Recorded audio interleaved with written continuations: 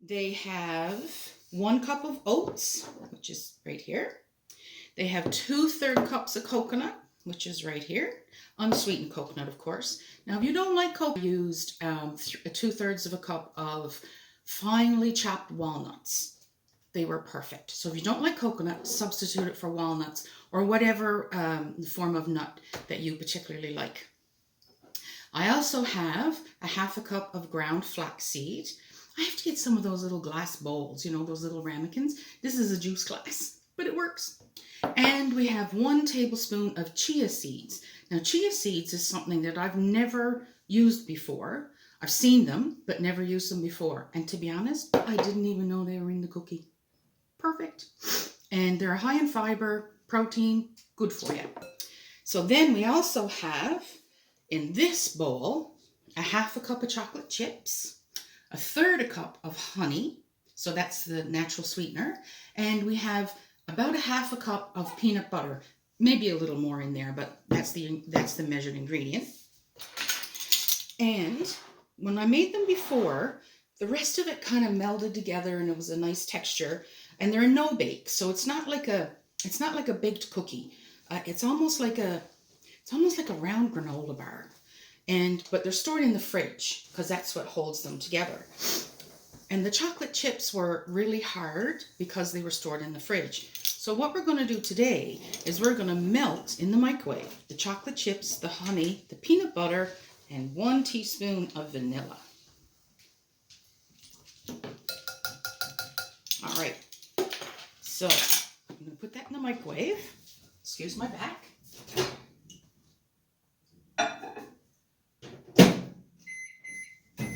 I'm going to do 25 seconds and then I'll see how it is. We'll stir it up and then all we have to do is dump all this in the bowl. So coconut goes in with the oats, the flaxseed goes in with the coconut, and the chia seeds go in with the flax seeds. There's no added salt. There's no added sugar, refined sugar, because you have the honey. Okay, just give me 1 second.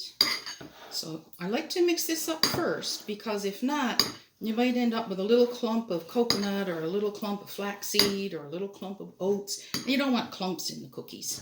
You want them to be nice and even. Okay. So that is starting to melt. We'll do it again. Oops, sorry.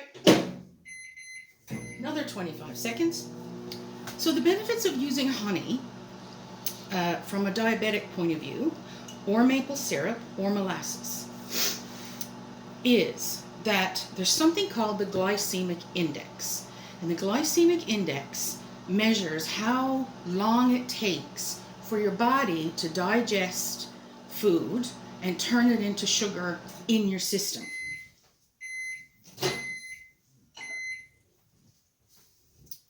There we go. And white processed sugar is at 100, which means it digests very, very quickly in your body and gives you a sugar rush.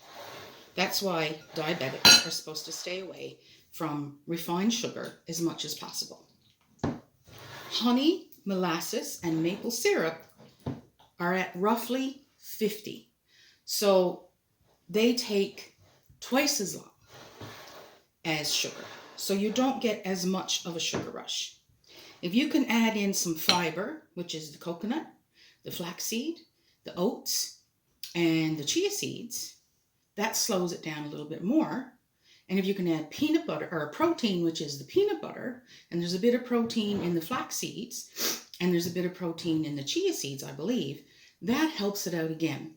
So I haven't done the carb count on this recipe, but I would imagine if you're diabetic and you wanted to have one, it's not going to hurt you. Okay, so now we've got all that mixed together, and it's nice and soft. So we're going to pour this in. So there's no egg, there's no flour, so this would be a gluten-free recipe as well. There's no processed sugar, so it's really a lovely recipe for many different reasons. It's starting to look almost like a snowball.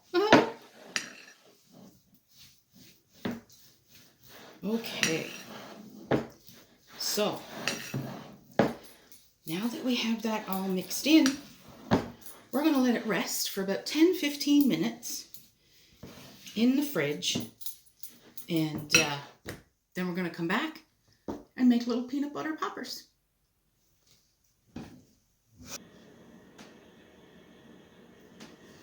Hi everybody, back again. Okay, so we let our mixture rest in the fridge for 10-15 minutes. And what that does is it softens up the flax seeds, it softens up the chia seeds, and kind of blends everything together. Now, if you don't want to melt everything in the microwave like I did, then that's no problem. You just mix it all in a bowl and they'll come out looking something like that. Okay? However, if you melt them, they come out like that. So this mixture will give you, using 1 tablespoon scoops or amounts, this mixture will give you about 28 to 30 little balls. But the original recipe said to divide the mixture into 12. So that will give you like big peanut butter poppers. So I prefer the smaller ones, but you can do whatever you want. So it's all good. Once you get them all rolled, store them in the fridge and have a popper whenever you need. And it's even really good for breakfast, even though there's chocolate in it, but that's okay. There's oats and coconut and flax seeds and chia seeds and peanut butter. It's all good. So have a great day. I hope you give it a go. Bye. Enjoy.